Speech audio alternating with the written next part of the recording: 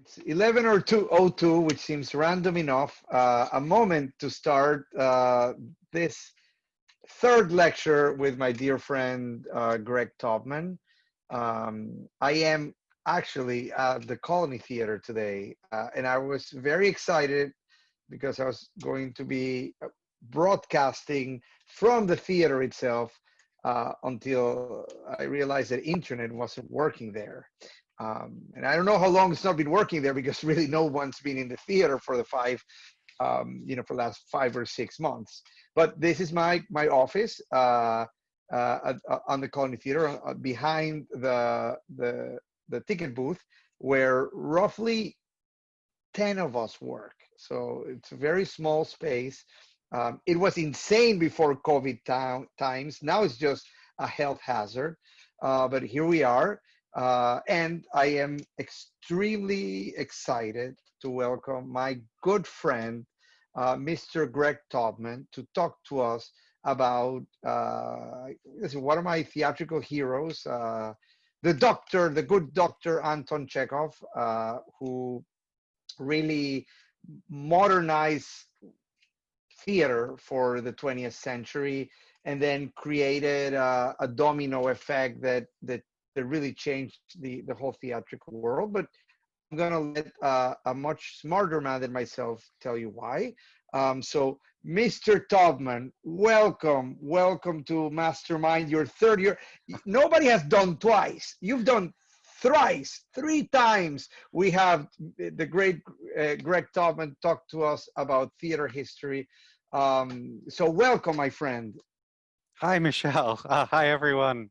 My name is Greg. I use he, him pronouns. I'm coming to you today from Manhattan, New York, deceptively purchased Lenape territory. And yeah, we're here to talk about Anton Chekhov, who I think, in my understanding and in many people's understanding, sort of represents the turning point between what we consider classical theater and what we consider modern or contemporary theater.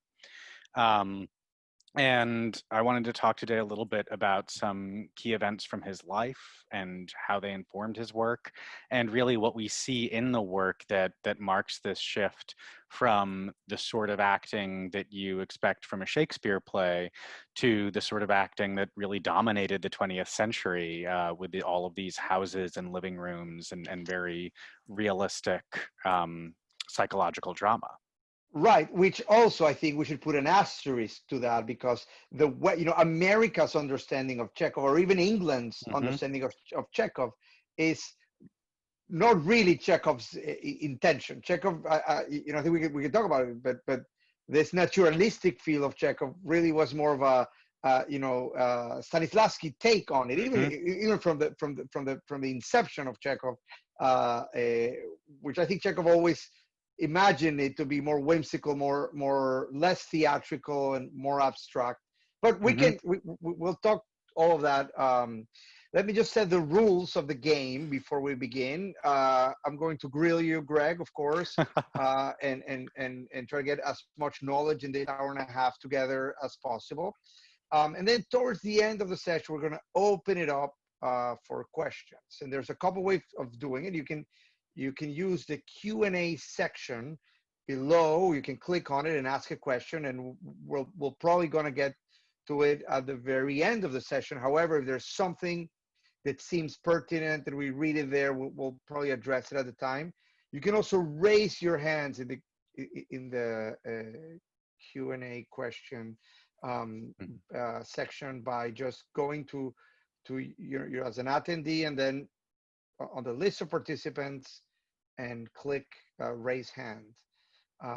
So, all right, those are the rules of the game. Mr. Taubman, let's tell us a little bit about The Good Doctor. Let's talk about the context in which Dr. Chekhov was born. What was happening, in mid-19th century Russia? Right. So everyone has a perspective. All perspectives are situated. Chekhov's perspective is situated at the tail end, the waning days of the Russian imperial era. And I think it's remarkable that his art represents a shift from a classical form to a modern form, because during his lifetime, we see a country that is like slammed as quickly as possible from being an essentially medieval economy, a serf-based agrarian economy, to this incredibly industrial setup that leads directly to the communist revolution. Chekhov, of course, dies before we have that revolution. Hey, didn't he die? Didn't he die? Did he not die like the day before the October, the first revolution, the 1905 revolution? He died I the year think before. He died in '04, but yes, yeah, he died. he died in Like, '04. yeah, Okay, so he died just before that October revolution. right.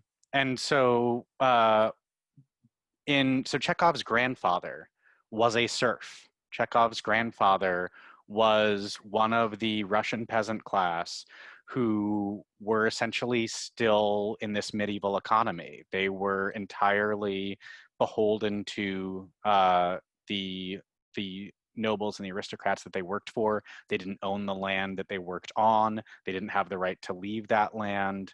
They were really an underclass, something that we'd associate with, again, the Middle Ages in somewhere like France or Germany.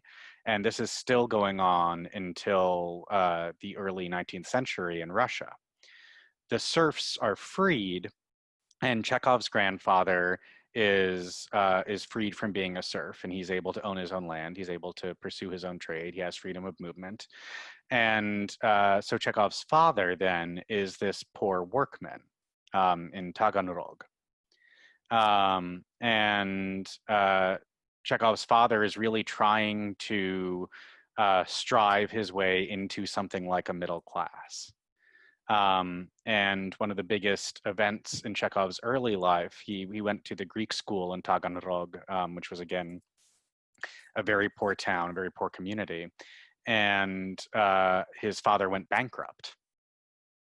So Chekhov, as he is graduating high school and beginning to figure out what kind of career training he wants to have, he ends up choosing medicine, has to start supporting his family.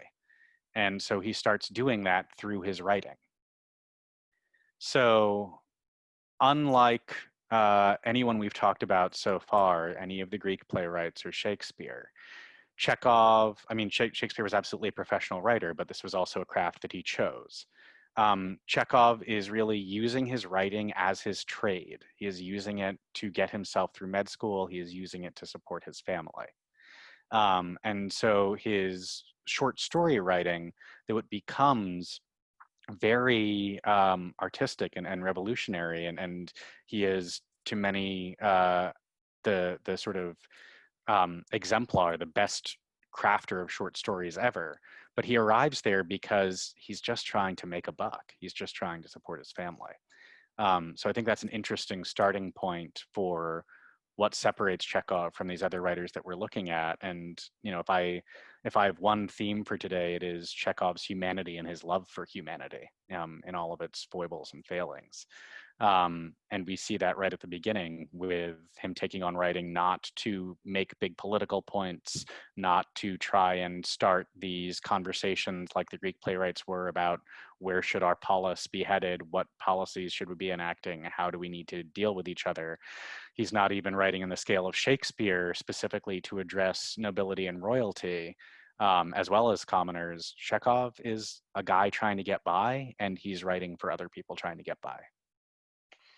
Well, I mean, definitely as he started, but would you not say that as he became more known, his plays got more important? That there is really, I think for the first time there is a inward exploration of the human Mm-hmm. soul, in a way that's even more specific than Shakespeare with Hamlet. And I mean, there's something that Chekhov unlocked about.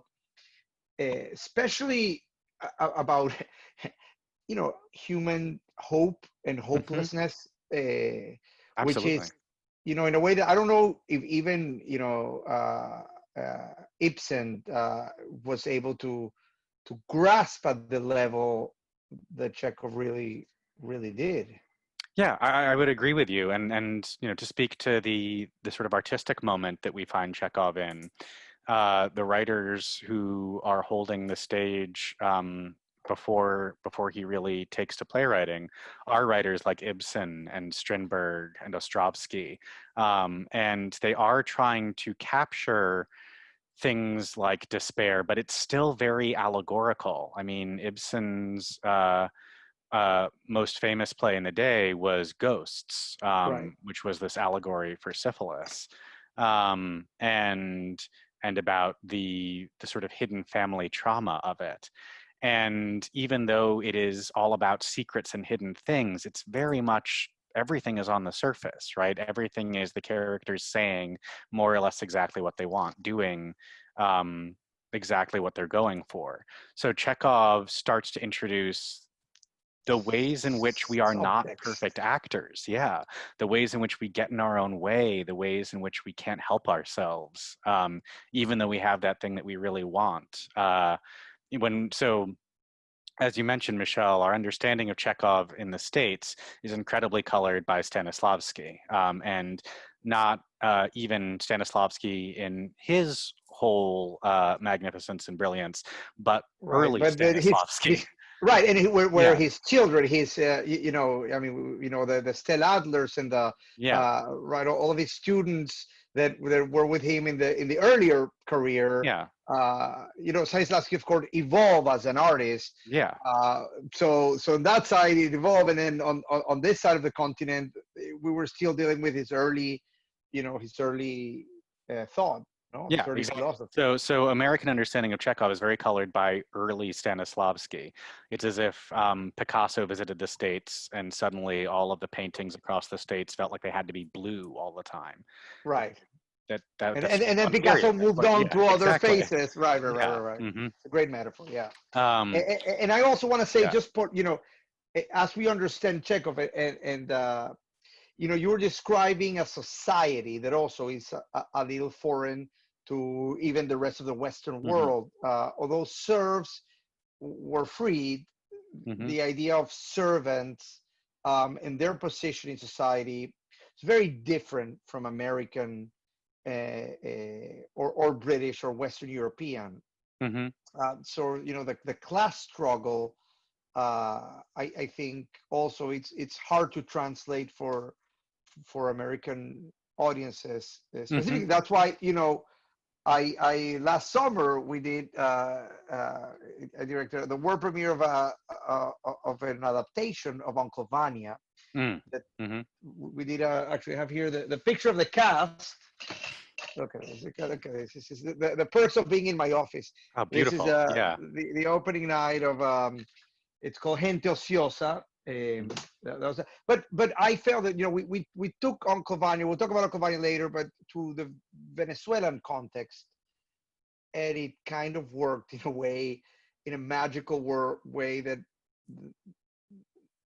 I don't know if it allowed itself to be translated into other societies. I think that Latin American issues, even at the beginning of the 21st century, really rhyme a lot with Russian society of hmm early 20th century, late 19th Yeah, century. I mean, there's a soulfulness and a passion to Russian society that I think it rhymes well with Latin American cultures, as you've mentioned, and as I think served this adaptation.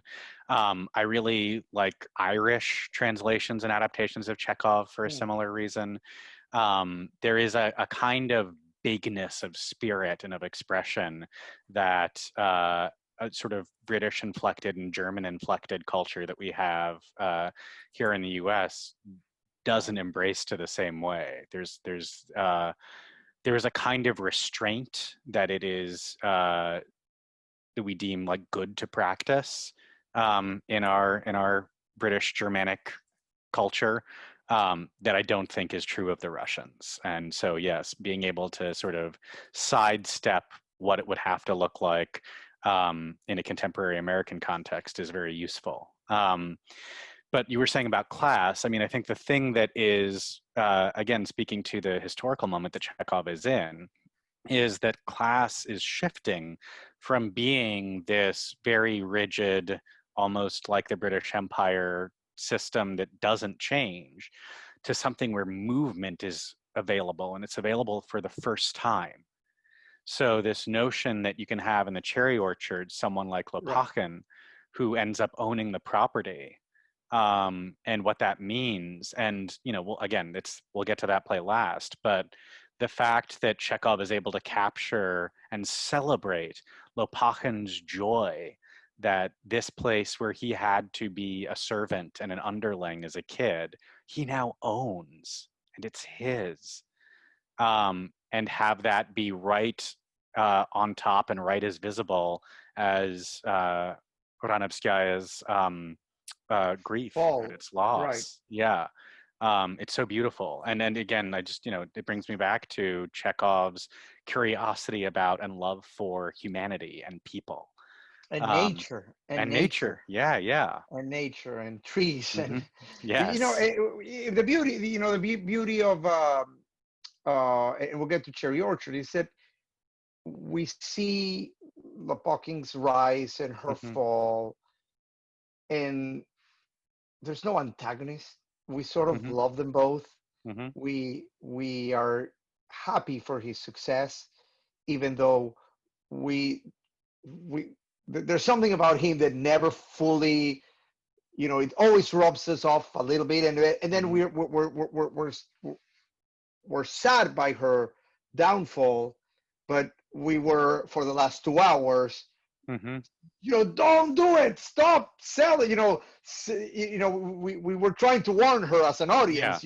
So it seems like they are so complex that they sort of, both of them are kind of their own, they have their own antagonist inside of them, Hmm. right? So there's really a struggle amongst them to come to terms with Hmm. reality.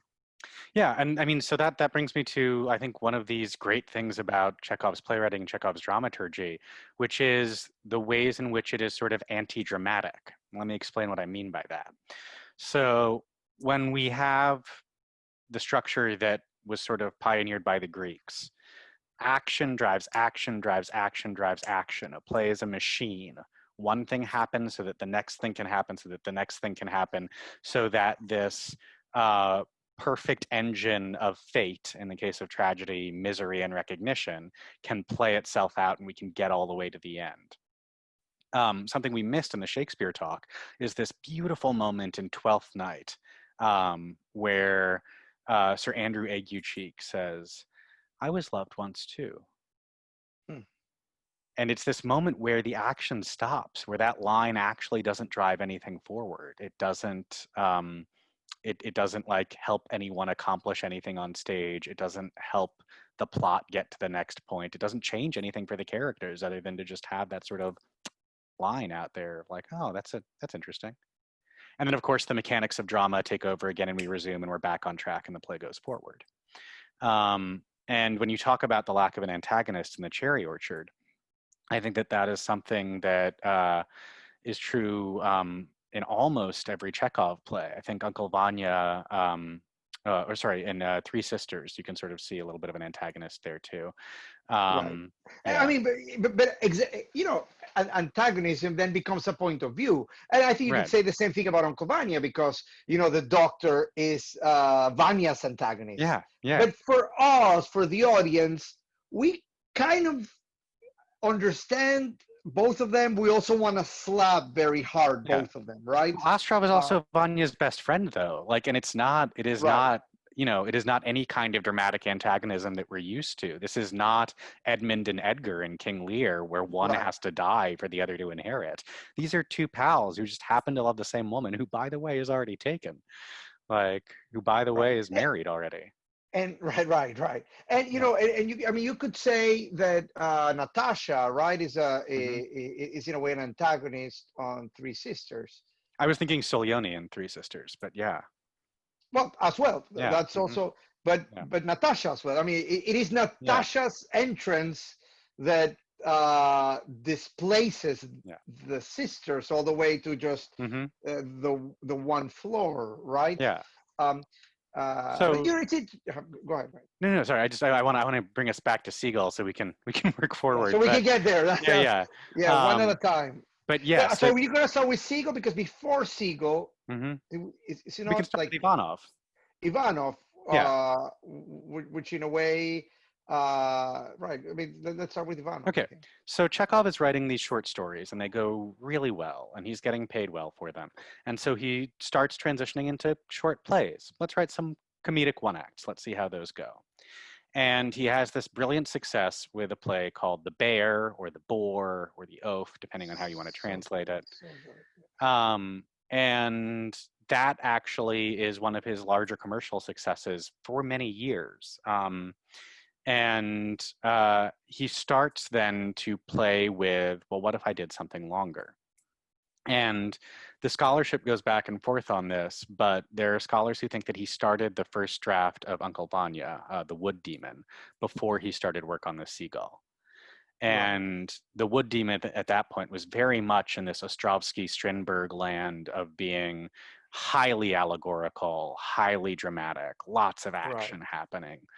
Um, and he sort of never really gets to the point where he's happy with it. Mm-hmm. Right. But what about when does Platanov? Platanov is before Ivanov. It's even before. It's Yeah, even before, is it not? yeah, yes. So And there's yeah, themes as well there yeah. from Uncle Vanya. Yeah, so Platanov is really Chekhov's first foray into writing a longer form play, and it's incomplete. It was never actually performed. It was never actually Right. published in a specific form. We just have all of these drafts. So the act of staging Platanov today is this wonderful act of collaboration with Chekhov as a dramaturg or as a Right. director, because you don't have a complete play. You have all of these versions of a play that might have been that you kind of get to explore and cut together and see what themes you want to focus on and how you want the story to go. So Platanov is all of this sort of draft work that never really gels. Then we get to Ivanov, and Ivanov I like to think of as a sort of Chekhov garden, because it has all of these little sprouts of ideas and characters that will come back and really flower in the later four plays, in The That's Seagull, right. Vanya, Three Sisters, and The Cherry Orchard. But it also really sets up Chekhov's themes very well about class, about land, about love, about passion, about human failing. And Ivanov is, I think, modeled a little bit on Chekhov, modeled a little more on this Russian poet Lermontov, who was famously depressed and passionate. Um, and I mean, Ivanov is the original like emo heartthrob. Well, tell us a little Yeah. bit. I mean, the plot. Saying like tell the plot Right. about Chekhov. It's a complicated, but tell us a little bit about the story of Ivanov. So let me just pull that up from my notes. So Ivanov is a very depressed uh, person of a higher class who is sort of struggling to reattain his greatness and his glory. He is married, and his wife is very ill. His estate is being run by a distant relative who's trying to make money. And basically, as you know, as Chekhov will eventually do with his own tuberculosis, his friend, the doctor Lvov, is telling him that his wife really just needs to go somewhere warm, needs to go to the Crimea in this case, to get better air and recover from her tuberculosis. And Ivanov is so caught up in his own, forgive the term, bullshit, that he doesn't take her. Right. And And he falls. it's I mean, yeah, because he also falls in. He has this affair with a young. Because he's married to a Jewess, right? mm-hmm, A mm-hmm, Jewish lady that, in a yeah, way, would be at that time a lower rank marriage, right? yes, And absolutely. you know, as two Jews are talking about it in today's context. But and it's playing into anti-Semitic tropes where there's the implication that he's absolutely doing no, it largely because of her money. right. Yeah. And falls in love with sort of a younger woman from a Mm-hmm. the family that he should have, you know, that he would have liked or should have married, right? And but Mm-hmm. life already happened for him, and he's trying to reconcile that. No, Yeah, absolutely. And so Anna dies, right, and then he is going to marry this person he was having the affair with, Sasha. And the doctor, who's been there the whole time and has seen Ivanov ignore his wife's illness, seen him have this affair, and really thinks, again, he is in it for the dowry, that he's marrying Sasha for her money. Lvov shows up at the wedding that they're going to have in Act 4 and calls out Ivanov on all of this behavior. And then Ivanov, I think Lvov challenges him to a duel. And Ivanov just sort of finds the whole thing ridiculous. Like, it's this really, like, fascinatingly funny and off-putting move that he makes of just sort of like laughing at this. And then he says, sure, and he takes the gun, but Sasha knows what his intention is, which is not to fight the duel with Lvov, but to end his own life. It's, you know, this is actually a theme that's going to come up a bit today. right. And I wonder if we might ask one of our facilitators to post a suicide helpline to the chat, just in case this theme is triggering for anybody. I think that's a great idea, Yeah. if Jessica could do, because definitely suicide is a Mm-hmm. theme time and time again Yeah. on Chekhov. So yes, I think that's a great idea. I'm sure Jessica will find Mm-hmm. you know, information and post it there. I think that. Thank you, Yeah, Greg. that would That's be a good. great Thank idea. you. And if we look at Ivanov as a starting point and where Chekhov ends up, the dramatic suicide, this thing that we assume is necessary for tragedy, gets moved further and further off stage and further abstracted. Right, or So, suicide. I mean, right, because in the first one we're going to see about suicide in the next one we'll talk about, but also mm-hmm. the other laws are sometimes not suicide, but are different types of law. You know, Yeah, a kid dying before he should have. right. I mean, untimely death is. And listen, I mean, Chekhov, I think he was like, I don't know how many. He has like 7 siblings or so, Mm-hmm. and he and maybe a couple of others survived. Yeah. So you know, the idea of early loss was very Mm-hmm. common to him. So this brings me to one of our sort of key points about Chekhov's dramaturgy. Thank you so much, Jessica, for posting that. If anyone needs it, there's suicide prevention resources in the chat. Offstage action. So remember, in the Greeks, we have these messenger speeches, and the offstage action is brought on stage by the delivery of this incredibly virtuosic performance by a messenger. Right. In Shakespeare, our action is on stage. Like, we don't move things really off stage that much at all. And again, even where it is off stage, it's brought on stage by characters describing it. So there is this famous moment in the Moscow production of The Seagull. So we've had the St. Petersburg production in 1896. It's a flop. Chekhov is ready to give up on the theater. It's not just a flop. It's a historical flop. Yeah. I mean, this is, you know, to the proportion of like, you're going to end your career in theater. Mm-hmm. Like, what am I doing? I mean, it's so interesting, right? He was discovering something new, and the failure of audiences not being ready for it, which is what happened to be said in Carmen. I mean, so let's tell the story of this night, because it is an amazing night in Chekhov's life. So the actress who is playing Arkadina, one of the 2 female leads in the play, is this famous actress for doing farces, for doing like really broad comedy. And and she is cast in Arkadina, and she decides to make the opening night a benefit for her and for a cause that she's trying to support. So she invites all of her fans to come attend opening night. So I'm trying to think of like a good metaphor here. You Well, know, Saturday Night Act, right? I mean, it's yeah, I don't yeah. know. It's like so Molly Shannon. I don't know. It's a There you generation go, like too a old in Saturday Night Live history. But Molly Shannon is doing this, incredibly dramatic play. This incredibly dramatic play, and she tweets out to all of her Insta followers like, "It's a benefit. Pay $5 and come see me do this thing." And people show up and they expect to see Molly Shannoning it Saturday Night, right? all over the stage, and instead it's this like weird, thoughtful, like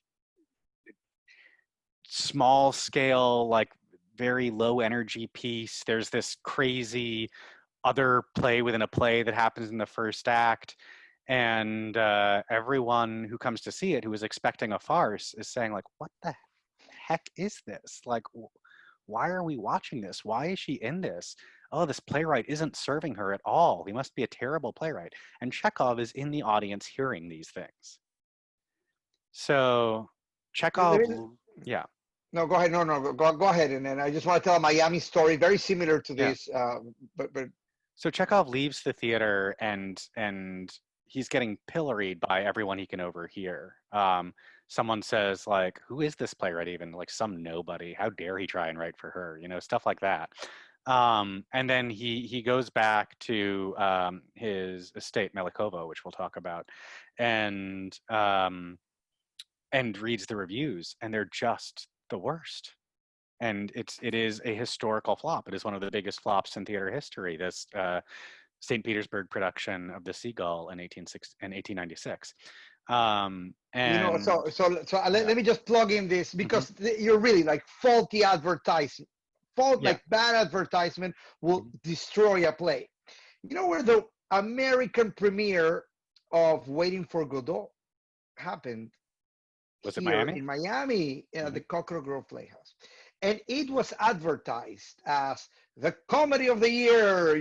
And and it lasted a week and a half. People were extremely angry, and they thought that's the worst thing they had ever seen in their life. Even hmm their reviews weren't good. Um, and that is the producer's fault. Well, I mean, I think the audiences were not ready in the same hmm way that the audiences were not ready for what Chekhov was doing. People were, but if you don't, which is as a producer, of course, the responsibility of knowing how to sell. Yeah, If you get the wrong audience into a show, you'll destroy a show. right. Even one of the greatest plays written in the 20th century hmm can be destroyed by false expectation. Anyways, Yeah. my friend. So Chekhov is ready to give up the theater at that point. But what we see in the move from Ivanov to the Seagull is we have Constantine leave the stage in Act 4 to shoot himself. Oh, sorry. And in And that production, so then we go down to Moscow, right? Because we're on offstage action. We go to Moscow in 1898, and we're now at Stanislavski's production of The Seagull. And there's this famous anecdote where Chekhov is really skeptical of everything about this production. He doesn't think the play should be done. He's trying to give up the theater. He's questioning a lot of Stanislavski's choices. And there's this famous story where he comes into rehearsal, and the actors and Stanislavski tell him, "Oh, it's going to be so great. We're going to have like bird noises from off stage. We're going to have people making little frog croaks." And Chekhov says, "Why?" And Stanislavski says, "Well, because it's more like real life." Chekhov says, "This is art." um, and there we see that divide, which we'll touch on later as we see the divergence between how Chekhov changed theater and how Stanislavski inflected Chekhov changed American theater. But I want to come back to that notion of offstage sound. well, because that's the big ending of the play, no? Yeah, exactly. So what we see in Chekhov is this move from Ivanov from this dramatic act that happens on stage to moving it off stage in The Seagull to in Uncle Vanya, the gun goes off, but it doesn't do anything. It doesn't accomplish anything. To Three Sisters, the duel happens all the way off stage. And we hear the And news. we hear it, yeah, but it's just pushed so far away. To The Cherry Orchard, where this really dramatic act, this thing that is supposed to be the climax of the play, first off, in terms of human cost, has happened before the play even begins. When you talk about this child who died, Right. Grisha, and then That's right. and then at the end of the play, we just hear the sound of the axes against the trees. And it's this beautiful movement of this, you know, it to me, that is the progression that Chekhov gives us, Right. of this highly dramatic, Oedipus tears out his eyes, Hamlet dies in a duel, Ivanov kills himself, to life goes on. And we just hear the sound of axes cutting trees off stage. I just think it's so beautiful. And we have Chekhov to thank for that. We have Chekhov to thank for these suggestions of a life that is bigger than the world of the play. Yeah, and you know, and as we and as we work our way to Yeah. Cherry Orchard, that idea of the like what we're all waiting happens somewhere else, and then people are slowly returning from there, Mm-hmm. and slowly we get the information of what's happened, but with 5 or 6 hours later, where people are already drunk and they're telling something that happened before, and they already wept and they already had all the feelings, and by the time they're telling us, it's kind of you know, there's a nonchalantness to it. Yeah. It's not dramatic, which is exceptional. Yeah, Right? and I think that what Chekhov is trying to show everyone at the end of the day is that life is not the big dramatic world-changing stuff that happens to us. It's the way we live around it. It's the way that we accommodate it and adapt to it and struggle with it and keep going. You know, I think that is the beauty of Chekhov, is reminding us that what is valuable and beautiful in our human experience is our brokenness and our struggle. So let's dig. So we are now at the Seagull, Mm-hmm. and and and so the protagonist starts with a play within a play. Mm-hmm.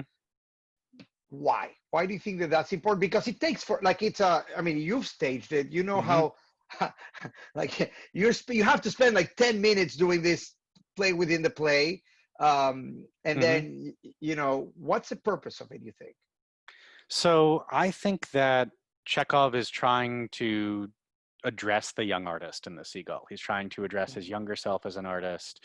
He's trying to do the version of you know, Joyce's portrait of the artist as a young man. It's really about, as a youthful artist, we feel the need to reinvent the wheel. We feel the need to break forms and make new forms, to say that what is conventional and received is bad because it's conventional and received. And wouldn't the world be better and different if we could make something new? And so you have this young artist who is doing exactly that.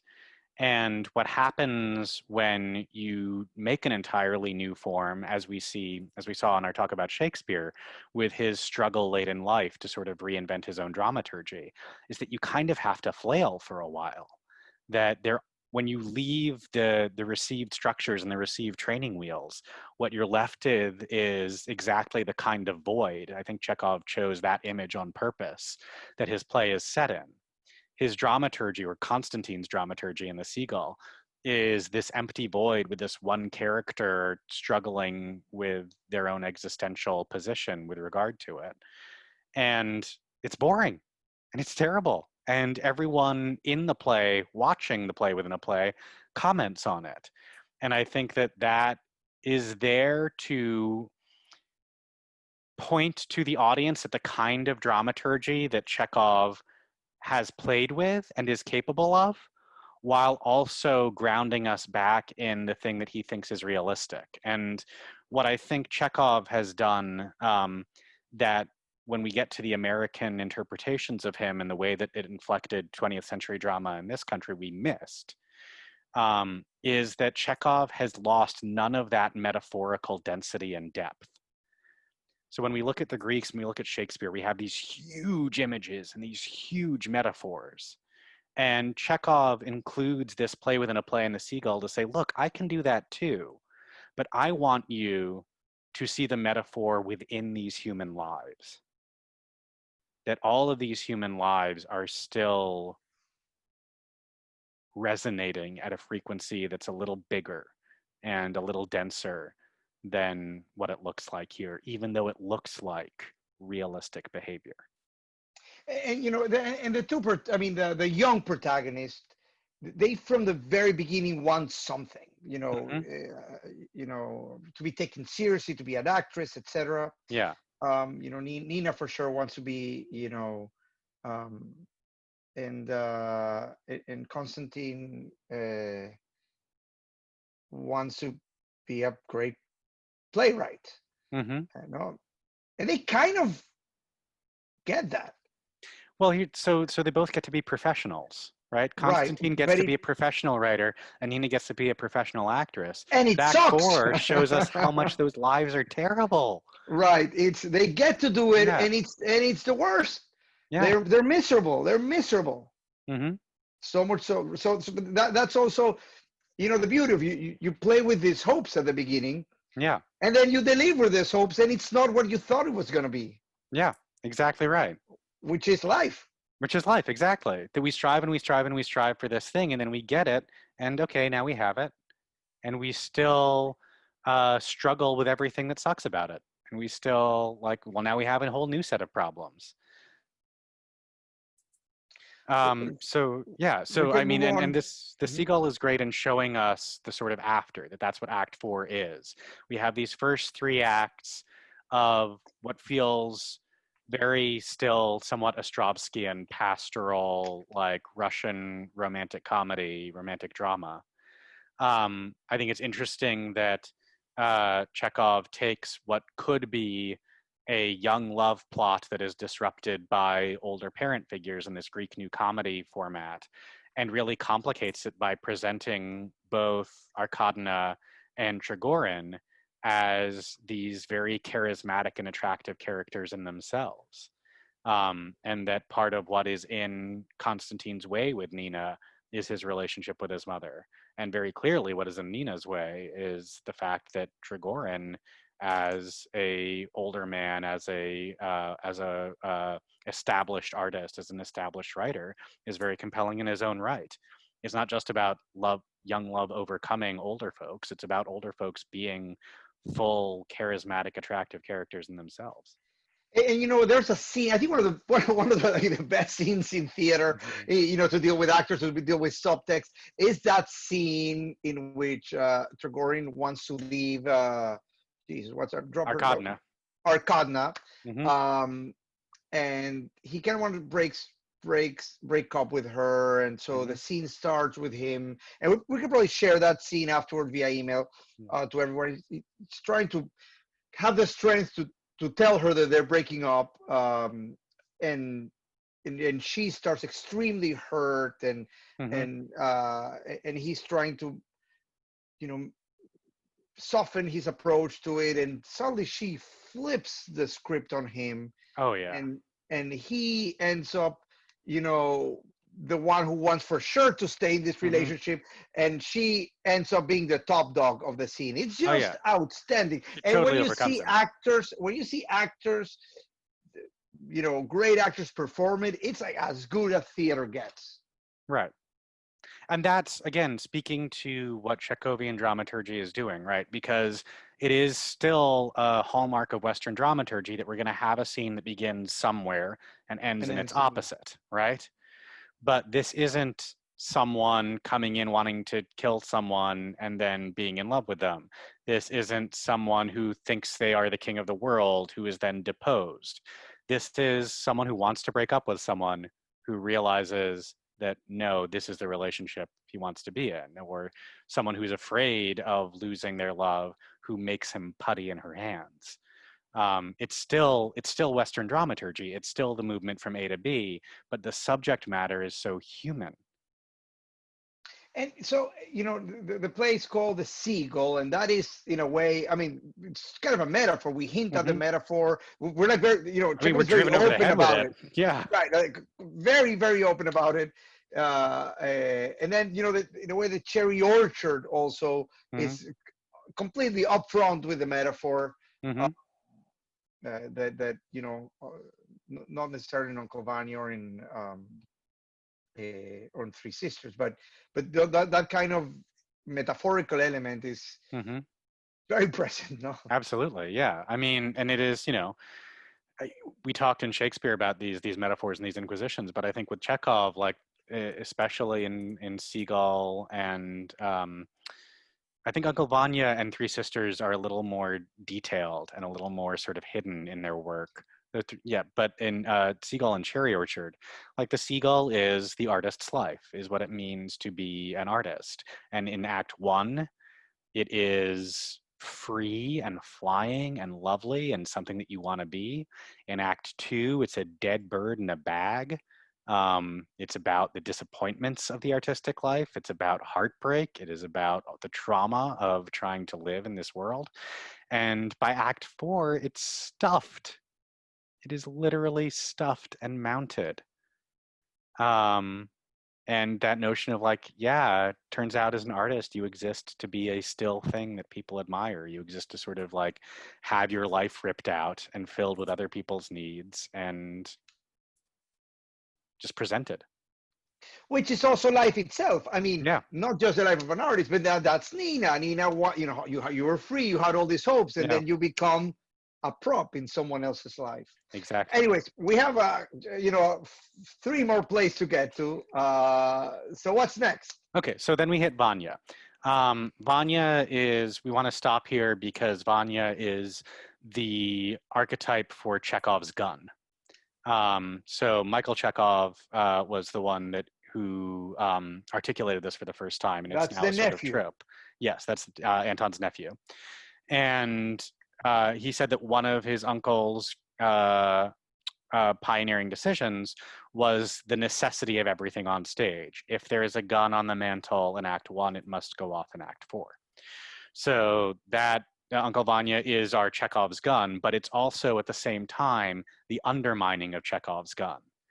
Because in this amazing scene in Vanya, where you have Yelena, this amazing, empowered woman who becomes an object of desire, not only for her older husband, the professor, but also for these best friends, Vanya and the rural doctor Astrov, who again is pulling a lot of Chekhov's biography into his character. But Astrov and Yelena are alone. Astrov has just taken out his survey maps of the area and essentially seduced Yelena by talking about his passion for nature. They finally kiss, and at the moment of their kiss, Vanya comes in with flowers. And he sees what's happening. And Yelena and Astrov do not see him. And what happens with those flowers is the greatest moment for an actor to have. Like, do you let them go? Do you throw them down? Do you toss them up in the air as if nothing matters? I love that moment that Chekhov has given to every actor that gets to play Vanya. Is what do you do with those flowers in that moment? Luigi Sciamana in Gente Ociosa ate the flower. Yes, that's so good. Bite of the flower, and it was funny and uncomfortable. Luigi's a genius. That man, like, and I'll share. I hope we have a video for it because that's such a good subject. And you're right. That's a gift to the actor. That whole silence, that whole moment can be as long as you want it to be. Right? It's such a wonderful gift. And of course, I mean, just think about it. Vanya is in love with this married woman, right?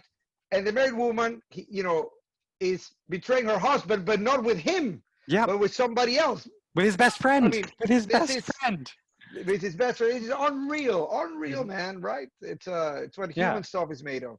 So then Vanya runs off stage and grabs the gun and shoots. And Well, in no, not quite there. We Oh no, sorry. the Yes, there's the family meeting. So Vanya there's a brings all of family this meeting, agony to the right? family meeting. You're right. Thank you, Michelle. That's right. Um, I just directed a few yes. months Yeah. ago, so Yeah. that's right. Yeah. That's Yeah. right. So And let me just put as an asterisk, as a director yeah. way into the show. What's the play called? Uncle Vanya Uncle Vanya. Uncle or Vanya. scenes from country life. That's right. See, but Uncle Vanya, Yeah. he's only Uncle Vanya to Sonia. Exactly.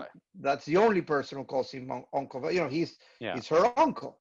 Mhm. So I mean, it's just to say that Sonia, I think, is kind of at the center. Absolutely. Everybody's life is already played out in a way. Yelena is the only one who has some sort of hope, and Vanya is his Hmm. hope is being destroyed, but Sonia is the only one that could go one way or another, and kind of disappointedly doesn't go Yeah. anywhere, but she's young enough that it leaves us a feeling that she might maybe do something Yeah. later. I definitely see Sonia as the center of the solar system, and the action Right. of Uncle Vanya is swirling around her. And that, yeah, Astrov comes like very close, achieves like perigee to Sonia, and Right. just passes on by, and she's left there. Um, so there's the family meeting. The professor says that he's going to sell this estate, this property that Vanya has been managing for him, and Sonia has been helping Vanya manage for years. And Vanya, still carrying the agony of having witnessed this moment with Astrov, goes and grabs a gun and tries to shoot the professor.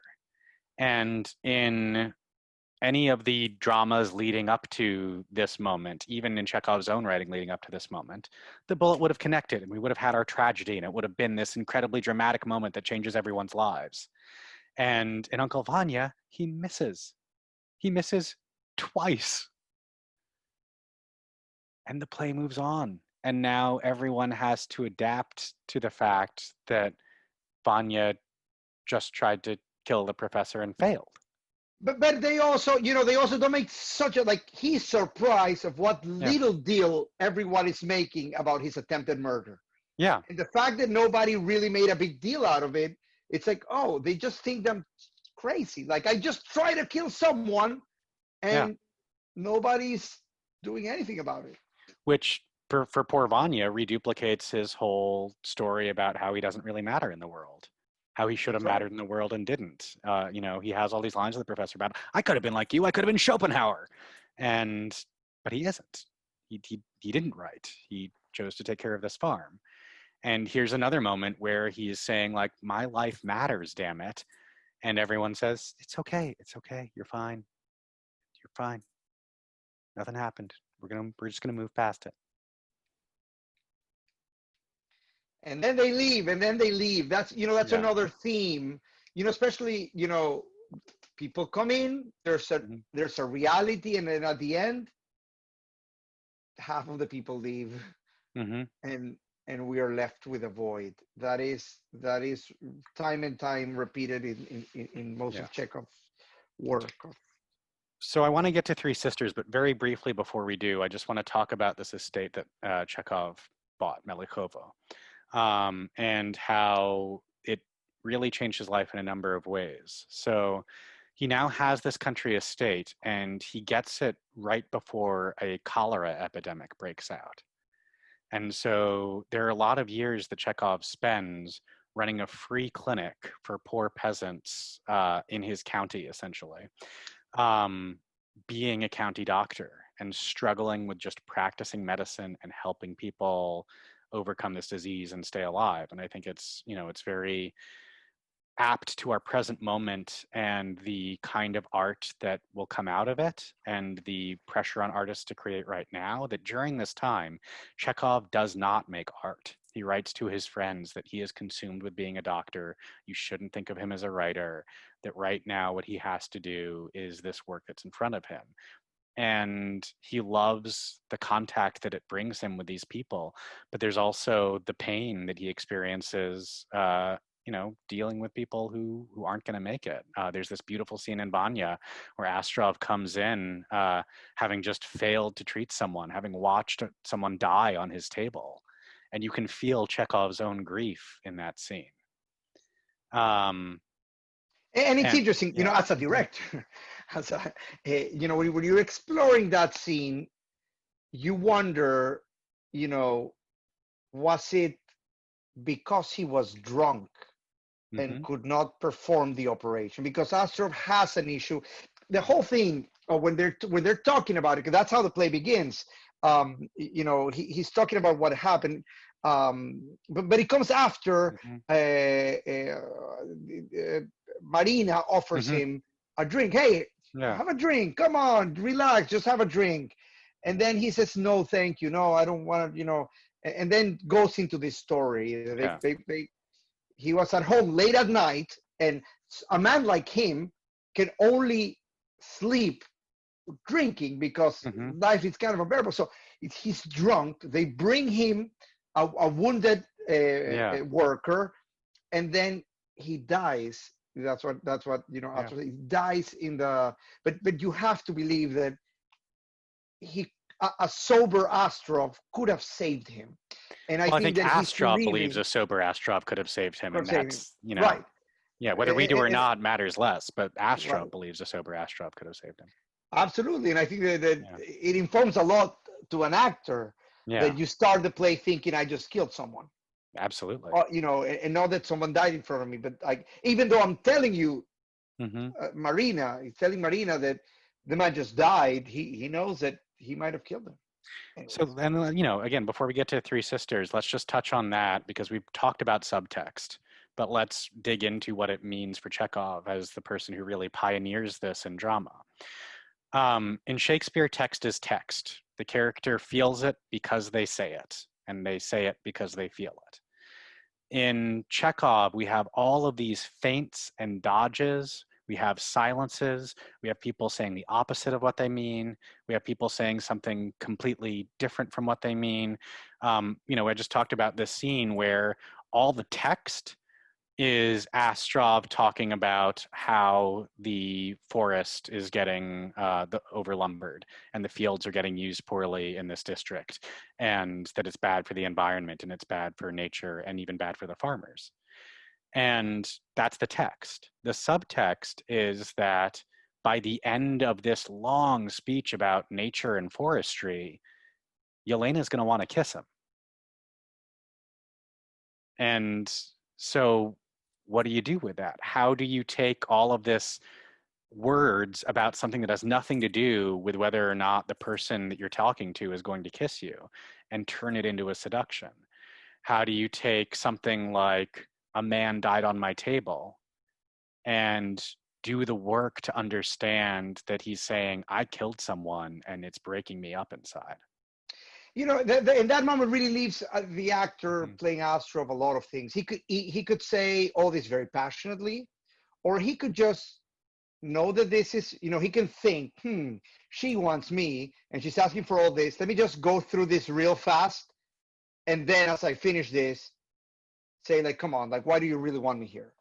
Which is kind of what, even, I've seen great performers and great productions doing it completely different way. Sometimes he's passionate, or sometimes it's like, just kind of like matter of fact, very much really telling him to himself. And then at the end he's kind of looking at her, and it's like, well, because I think that's a question. Is Astrov a romantic, or is he like, we're good looking people, you're married, I'm an old man, let's just, come on, let's do it, right? Which is kind of turned off.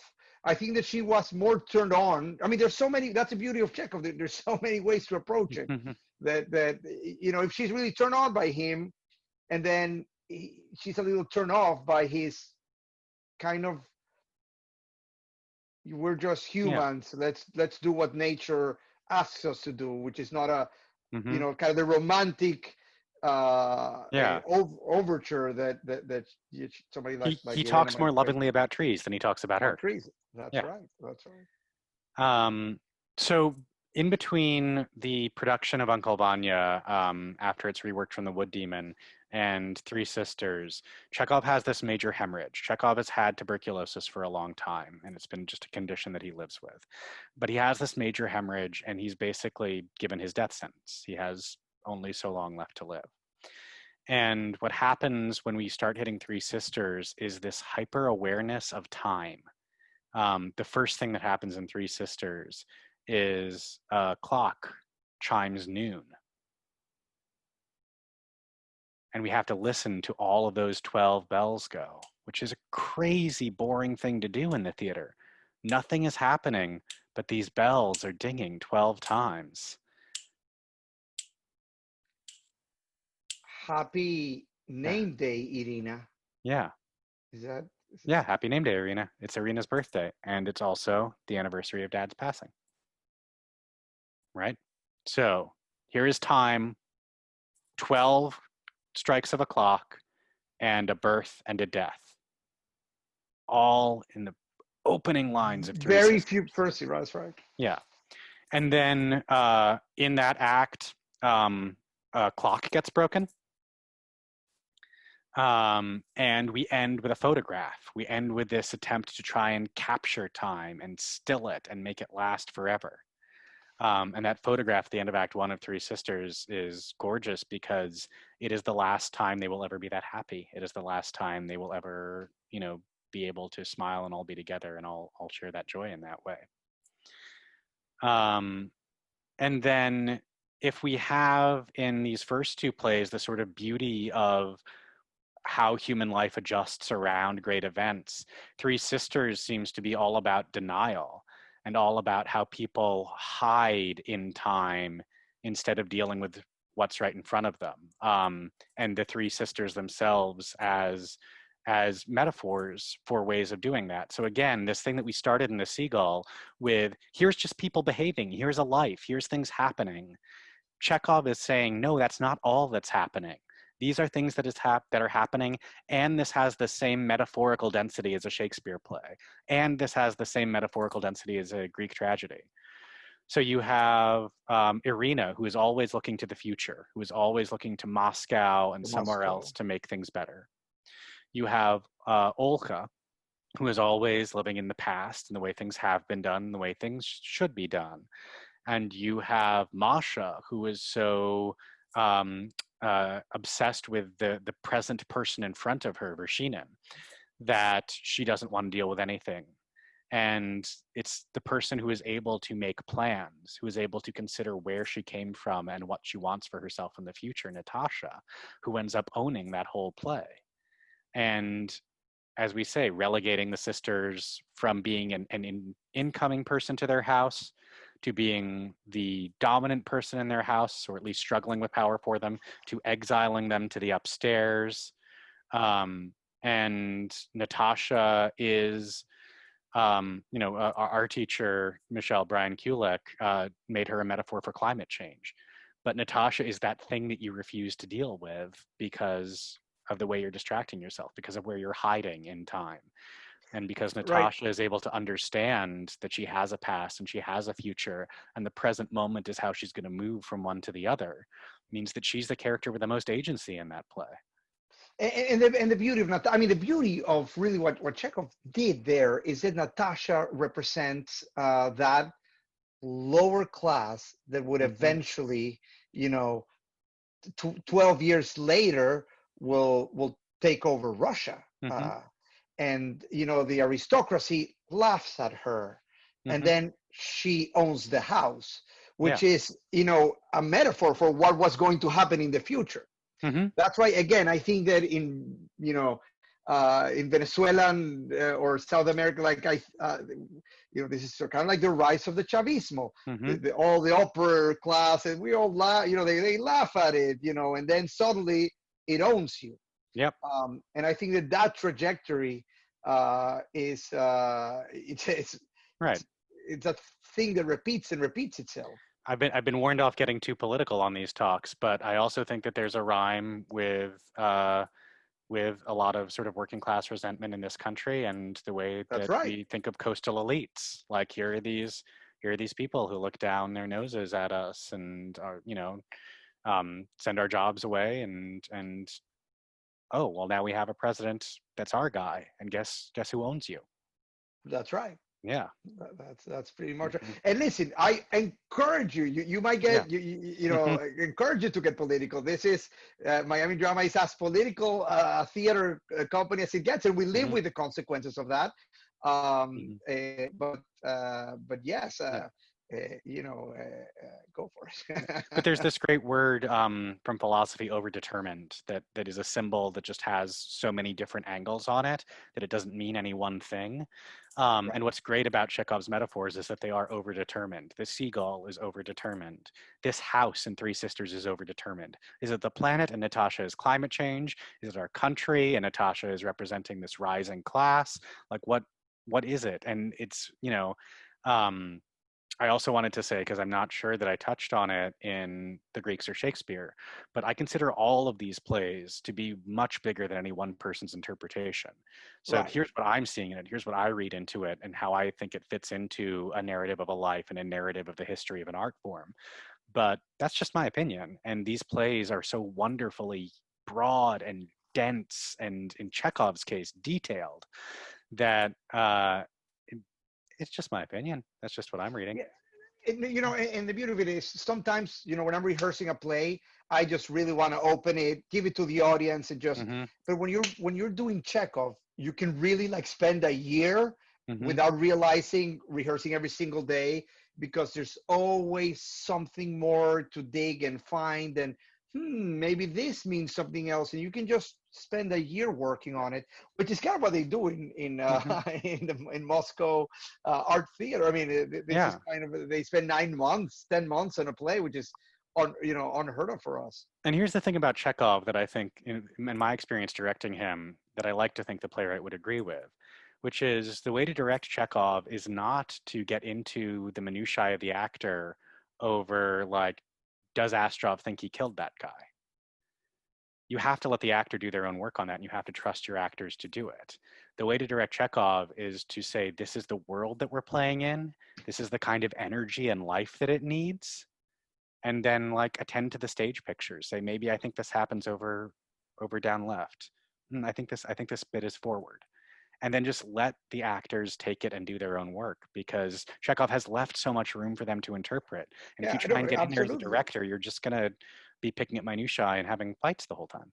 Well, I mean, to your point, when I Yeah. was doing Gente Ociosa, the Spanish language adaptation from Covania, I had very general lighting, and I Hmm. I encourage people to be like, you know what, if you if you want to, there are certain moments that needed to happen some specific place, but I said, listen, if you want to, I don't want to be specific with the blocking, because I don't think it and that's actually why I did it in the Hmm. round, Oh so that yeah. so that I didn't want to be specific on the blocking, so that they Hmm. can feel free to start Yeah, exploring there's no as. better place on stage for the audience for you to deliver a line in the round. Like someone's Right. going to get it and someone's going to Exactly. miss it everywhere you are. So great, just play the That's theme. right. I love That's that. right. That's a really good That's choice. right.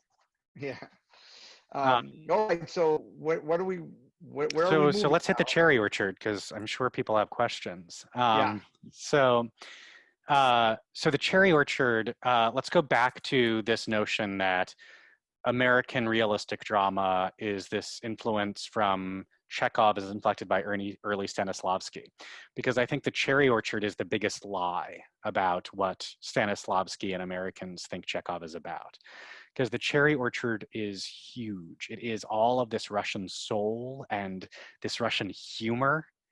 And It's hilarious. I mean, yeah, It's a funny. I mean, there's a man eating a lollipop yeah, throughout the. I mean, it's funny. yeah.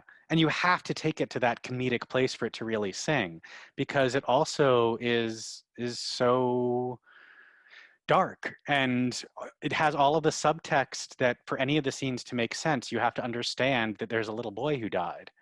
For any of the scenes to make sense, you have to understand that there is a surf uprising happening right now, and that all of these wealthy money classes, these coastal elites in Chekhov's era, are, you know, losing living, living it up in the Hamptons, as the working class is like, no, we're not taking this anymore. Right. They're denying everything that is happening, and is in itself funny. I mean, that is hilarious. That the world around them is changing, and they are kind of frozen in time, not acknowledging the change. And there is comedy in that, and I think the mistake is not to play the comedy, but play the drama.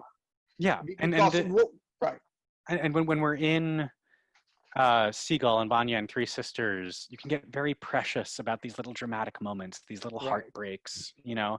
And Chekhov in The Cherry Orchard is saying, no, you have to laugh, because the louder your laugh, the deeper your sob. He's really, really pushing for, like, the Cherry Orchard cannot be done preciously. The Cherry Orchard cannot be done with little porcelain dolls.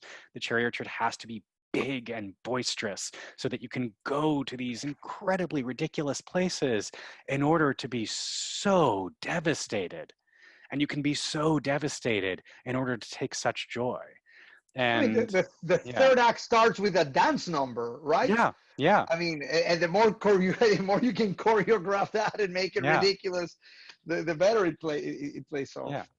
Yeah. So I think that, you know, having observed, having really, in this way that I talk about with Shakespeare, having gone into this detail work, and having been a dramatist who is capable of capturing so many of the beautiful specificities and vicissitudes of how people live around the big events, that in The Cherry Orchard, Chekhov is really trying to say human emotion and your experience of life is the biggest event.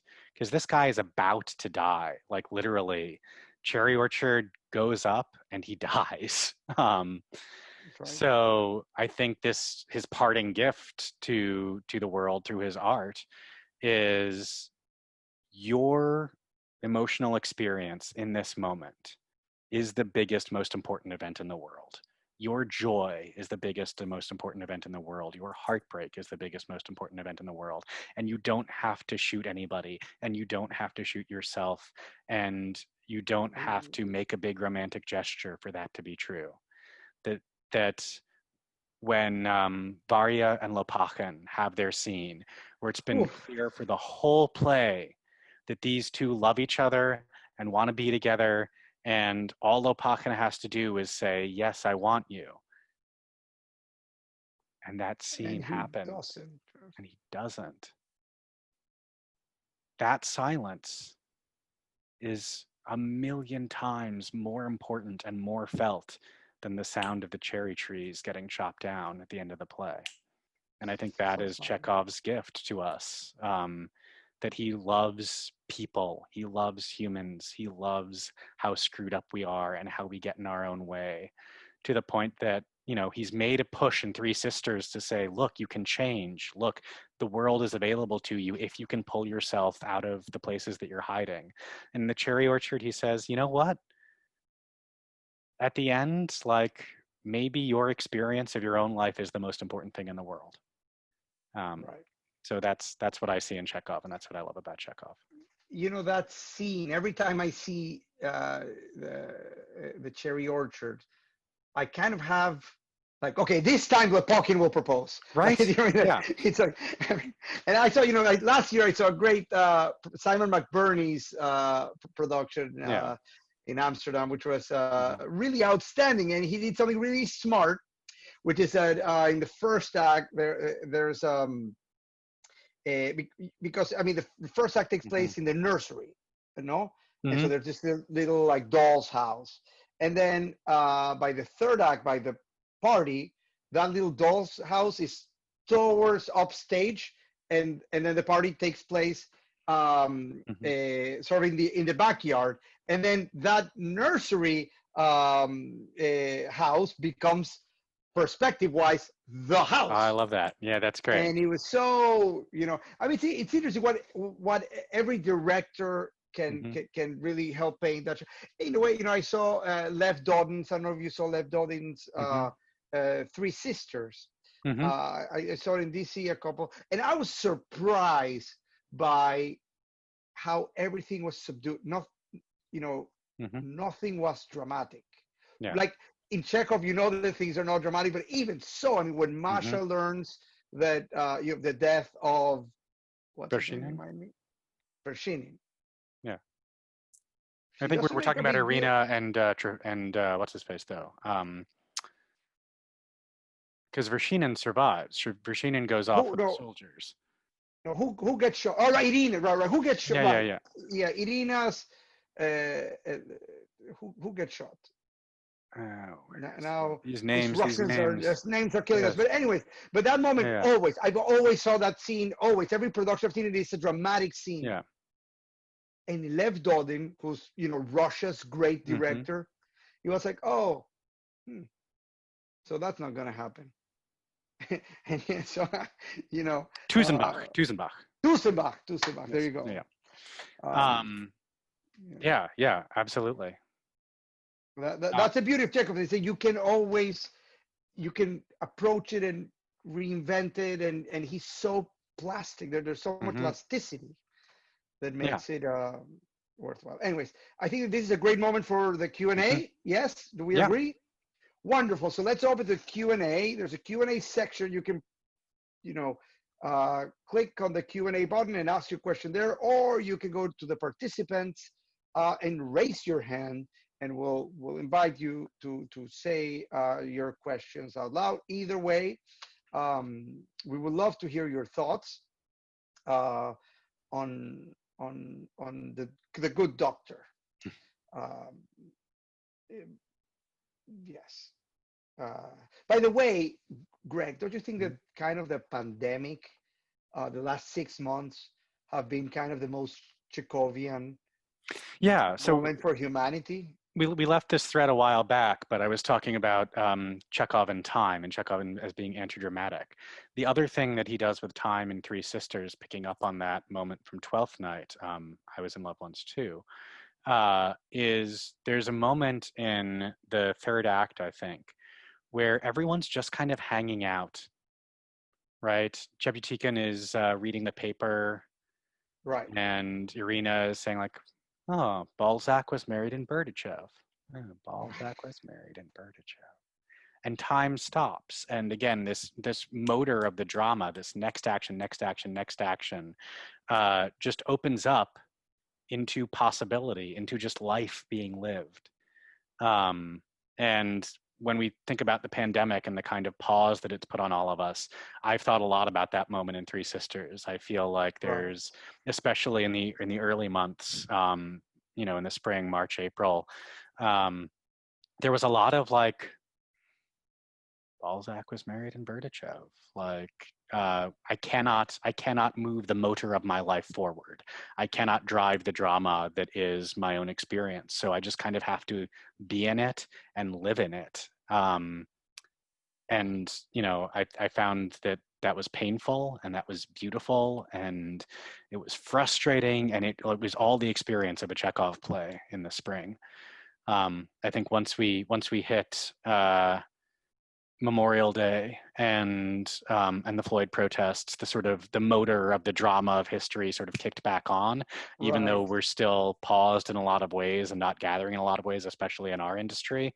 But those couple of months in the spring, March and April, really did feel very Chekhovian. So Janet Raskin is asking, is there any documentation about Anton Chekhov's relationship with Michael Chekhov? We know he's his nephew. Did Anton recognize Michael's great abilities as an actor? So I think that there is a lot of documentation on that relationship from Michael's perspective. Right. I I was gonna say.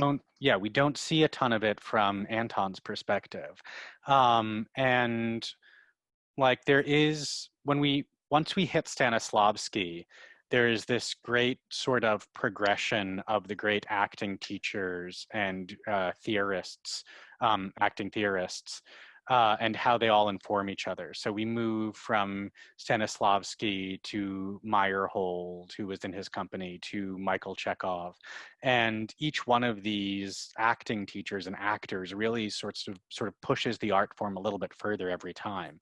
I personally love Michael Chekhov. I think that his approach to acting and his approach to drama is really wonderful and really powerful and can be used in a lot of different ways. I think that it is probably the best approach to doing Chekhov. But I think that that happened sort of linearly through time in a way that Anton was not around to appreciate. Well, people seem to agree with you, both Janet Mm-hmm. and our good friend Carmen Peláez. Mm-hmm. And Lynn is asking, I guess that's a question for me, will you do a Chekhov play when you have a season? So, well, we just did. We just did last summer. About this time, we still had Gentociosa idle people on stage. You know, Miami New Drama has really become a world premiere type of theater. We mainly, you know, I think the next couple of seasons are all world premiere plays that we've commissioned. But you know, I won't count out not doing Chekhov. I absolutely love Chekhov. I think it's my favorite of the big playwrights, um, and you know, I'll definitely take it into consideration. So thank you. So we have another question. Has a Chekhov play been adapted into a musical, and if so, which one? If not, which play of his do either of you think might make a good musical? That's a question from James. You know what, James? I think, if I'm not mistaken, and Greg, you can correct me. Mm-hmm. I think there's like a Hammerstein, like isn't there like a Three Sister musical or God, a you know, short-lived? Yeah. I don't know. I don't think so, but I would be happy to dig into the sort of Uh, musical trivia of that and see if let me there see. is. Three I Sisters, love I'll this. Google it. Chekhov Yeah. musical. Let me see if that existed or Three Sisters Oh, musical. great. You There you got it, go. Michelle. Yeah. It's a musical written by Oscar Hammerstein Yeah. with Jerome Kern, considered Mhm. romantic life. So I mean, I won't dance. What? Hand in hand? Uh-huh. Now I This have is awesome. springtime? You're kidding me. Yeah. What? This is yeah, I won't dance, don't ask me. Mm-hmm. I mean, that came out of that musical. I'm in shock. Also, I think you know, obviously we you know, when you do a musical, Mm-hmm. structure and plot are key. It's what holds everything together, and that is not the forte of Chekhov. So you Right. can see how it'll a Chekhov musical is kind of like doomed to fail. Well, yeah, it's just got a lot working against it in terms of what Chekhov is trying Right. to do as a dramatist and what the musical form plays to. Again, like if we're talking about subtext, musicals are not great at subtext because you are literally singing your internal That's life right. into the world. However, I would be fascinated to see this like really like postmodern Chekhovian musical where like Astrov sings a song about the trees that is like this weird Brian Eno, Philip Glass, like musing, not actually going anywhere as a melody, and like see how that works. I don't know. I think it'd be a fascinating experiment. Um, you know, I think maybe if you go back to Ivanov, Ivanov could be a musical. I think there's a lot Right. of stuff in that play that is just the big and the Yeah. grand and the not so much. Ivanov is Yeah. super plotty. That's Yeah. super I think plotty. Yeah. Ivanov could make a very good musical, actually. Meh, could make a musical. Hmm. I don't know. Yeah. Oh, But look at yes, this. Jessica, thank you for this research. This is wonderful. Jessica is, you know, Mhm. it's just the absolutely brain of Miami Yeah. New Drama. Can you discuss more of your research of the relationship between Stanislavski and Chekhov?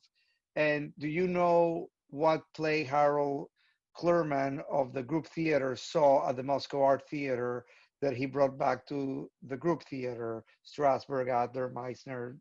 Our good friend John Dalton is asking. I can't name that specific play, John. That's a great question. Maybe Jessica, on your Google, you can pull that up for us. Um, but so we know that that Stanislavski at this early stage in his career, working with the Seagull, was very interested in psychology. So Stanislavski's three major works as a writer of acting theory are An Actor Prepares, Building a Character, and I forget the last one begins with C, Creating Something. Um, And basically what inflected American drama through Klarman and the group theater is the stuff that went into an actor prepares. So as physical theater practitioners today are very fond of pointing out, the theater that Stanislavski came into was a very physical, embodied theater. There was a lot of physical technique in acting. There was a lot of vocal technique in acting. And Stanislavski brought to that, okay, so what if you're doing all of that work and you're also trying to remember the time your puppy died? And what the Americans got out of that was, oh, acting is all about trying to remember the time your Remember puppy your died. puppy died. That's Yeah. right. And so it became this very quiet, very sedate thing where the theater that it was speaking to was already very like physical and boisterous and lively, and they were adding this dimension of psychology to it. So there is a lot of, I think, problematic stuff that then develops in the American theater around things like the method that become about invoking and evoking really personal traumas in order to, according to these methodologies, believably portray the psychology of a role. I think that that is certainly one way to do it, but certainly as practiced by some folks in Hollywood, Jared Leto, is really an excuse to be a terrible person. So what Stanislavski goes on to do, and what really is the thing that he articulates that is the through line of his work that shouldn't be inflecting theater everywhere, not just in America, is action. Theater is all about action. And Stanislavski we have to thank for the physical action, for the notion that a character is always doing something on stage. So in Shakespeare, you have a lot of people who are sort of standing around waiting to deliver a line. You have these court scenes where you have two people who are talking back and forth, and everyone else has to listen and sort of intuit how their character is understanding the drama unfolding before them. We go back to the Greeks, we have this chorus that is just there to receive the action and metabolize it. We get to Chekov and we get to Stanislavski, and Stanislavski says, no, the key to acting is you always have to be doing something. So what are these characters doing? And it is that exploration of doing that gets really like specified and miniaturized by Meyerhold, and then sort of invested and exploded into these big emotional expressions and psychological gestures by Michael Chekov. That is, I think, where Stanislavski ultimately goes and was intending to go. But again, what we got out of it in America was, oh, let's repeatedly traumatize ourselves with our worst memories to effectively portray psychology, which is not where I think any of these artists and great theater practitioners intended us to stop. They wanted that to be an addition or the beginning of something. That's right. I want to put, because we are a multicultural, multilingual theater, just point to those who want to know a little bit more about Chekhov to a wonderful play I saw many, many years ago. I have to say, probably is close to 15 years ago or so in Santiago de Chile, that actually has sort of exploded around the country by Guillermo Calderón, a wonderful Chilean playwright. I think this might have been produced in New York, I think the public, which is it's like it is the I don't remember if it's like the day Chekhov died or a year after Chekhov died and the revolution was happening in the background, but sort of Chekhov's widow and the leading actors of the Chekhov plays kind of come together to remember Chekhov. And I saw it a long time ago, but it was such a mesmerizing play, and it was also kind of Chekhovianly written, that I just want to give that shout out to Guillermo Calderón. So we have another question. Has anyone written a bioplay about Chekhov and his life? I thought you were just answering this. that. Oh my yeah, God, yeah. yes. So that happened. but I don't know if there's I mean, listen, I think that somebody, if there's any playwright among this, somebody needs to write the play about the opening night of the Seagull. Yeah, the And I mean, that 1896 opening. Yeah. the 1896, that must be a hilarious, um, that could be a wonderful, hilarious play. Kind Well, I of the love it because you get producers to gone have a wrong. version of the seagull going terribly on stage the whole time, and then you get to have this sort of backstage farce like Noises Off, or even like Rosencrantz and Guildenstern Are Dead, where like Right. the play that everybody knows is happening, and like we're getting these snippets of it, but the real drama is what's happening all around it. That's right. That's right. Mhm. So there's a question here tonight at 7:30 is a premiere of Richard Nelson's third and final installment of Pandemic Trilogy. Yeah, All thank you right. for Thanks. pointing that out, Carrie, because I do think of our contemporary playwrights, the inheritor of American style Chekhov is Richard Nelson. Right. Richard If Nelson. like no one has gotten to the degree of detailed psychological realism, like just point by point human behavior, as beautifully as Richard Nelson. So for anyone who wants to experience what the sort of end point of the American interpretation of Chekhovian dramaturgy is, by all means, please check that out tonight. Yes, and the Apple families. No, Yeah, that's Richard Nelson as well. Yeah. that's a trilogy. So they're Yeah. great trilogies. Yeah, the man is a treasure for sure. Well, listen, I think that we might have come, give it a minute or more, but I think that the questions have been asked. One of my MFA colleagues wrote his own bioplay where he portrays Chekhov for his thesis. I'm sure others have done similarly. Mhm. Yes, I mean, he's a fascinating guy. A doctor turned playwright. Is definitely as rich a character as you would want when doing nonfiction or a fictional We have historical in fiction. Chekhov what everybody misses in Shakespeare, where the character is so the writer is so in his plays. We try and read Shakespeare's plays for the cipher of where he was in them and what his actual beliefs were, and we can't find him very well. Chekhov is so present in his writing, his life, his experiences, his beliefs, and it's lovely to sort of do a play and get to know the man a little bit better. Indeed, my friend. I am somewhat sad that this class has come to an end. I love, Greg, to share your brain with everyone. This has been a wonderful trilogy. We've done the Greeks, we've done Shakespeare, and now we're doing Chekhov. And this is not this trilogy doesn't come to an end here. We're gonna do like Star Wars, and we're gonna do spin-off and spin-offs, so we can get you more and more But it's really been, Yeah. I mean, it's been just wonderful, to share with you, to share your knowledge. And I mean, I can't thank you enough. I wanna also just briefly mention what's ahead for us. Mhm. You can always go to colony.org to see what is up with our MasterMiND series. We have the next person we're going to have is Stephan Wilder. Stephan Wilder is Thornton Wilder's nephew.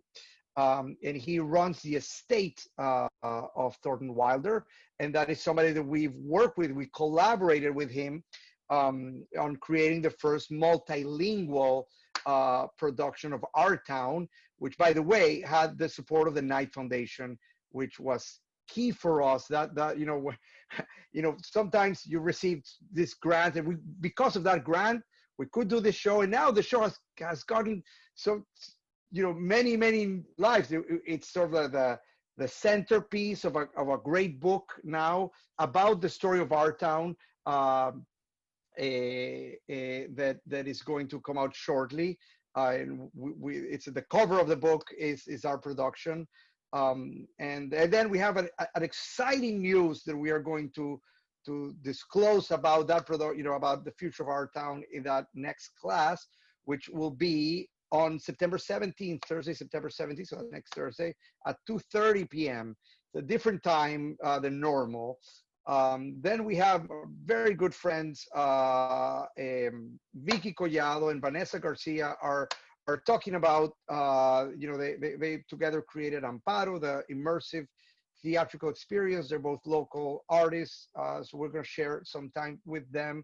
But there's also the chance of going to the archivals and seeing, more than 100 hours that we've done of class, and 6 of those favorite hours are the ones we've had with Greg. So if you want to learn more about, you miss the Shakespeare, you miss the Greeks, you have to see it, because Greg really painted a wonderful picture of the two of them, of the two themes, of Shakespeare and of the Greeks. Mr. Taubman, I always say, like, do you have anything else to say? And then you say something that blows our mind. So I'm gonna once again, do you have anything more to add, my friend?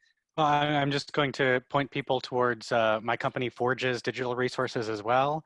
We were very excited a couple of weeks ago to have someone come from one of these MasterMiND lectures to our digital co-working space, Fast Fuel. The next one of those is on September 20th, and anyone is welcome to come. They're free of charge. It is 7 hours of co-working with me and my partner, Chie Marita, and we can give you feedback on any artistic projects that you are working on. And then we're also going to be launching a new digital platform for artists across the country next Wednesday. So if you have not, please visit forgenyc.org next Wednesday. And there will be a bright and shiny new program that is open to application by artists from across the country that we'd really love to support.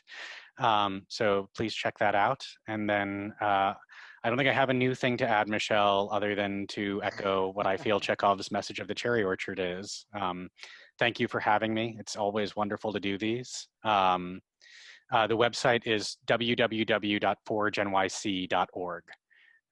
And I will send Jessica the link for the new project once it goes live on Wednesday. She can forward that around to everybody. Thank you for having me, Michelle. Thank you, everyone, for listening to a white dude spot out about white dudes for 6 hours. I challenge you to continue this theater history theme. I challenge you to get speakers who are going to speak to other cultures' theater history, so that we're not just staying in the Western canon with me. My benediction for everyone, as I feel the message of the cherry orchard is, live your life with passion, with compassion for yourself and others, and don't be afraid to think of your emotional experience in this very present moment as the most important thing that's happening anywhere in the world. What a way to sign us off. Thank you so much, my friend. A virtual hug. Everyone else, remind you to, let me just get my prop, because I think it's important to wear a mask. Wear a mask. At the mark, we always do stuff with the marquee of the theater. Now it's kind of cheesy, but it says to wear or not to wear a mask. There is no question. Wear a mask. So cheesy, but it's on brand. And if we want to all return to the theater, let's wear. Be like the Greeks. Wear a mask. Wear a mask. That's a much better one. I'm going to change the marquee to that. All right. Thank you so much. We'll see you guys next week. And until then, be safe. Stay healthy. Bye.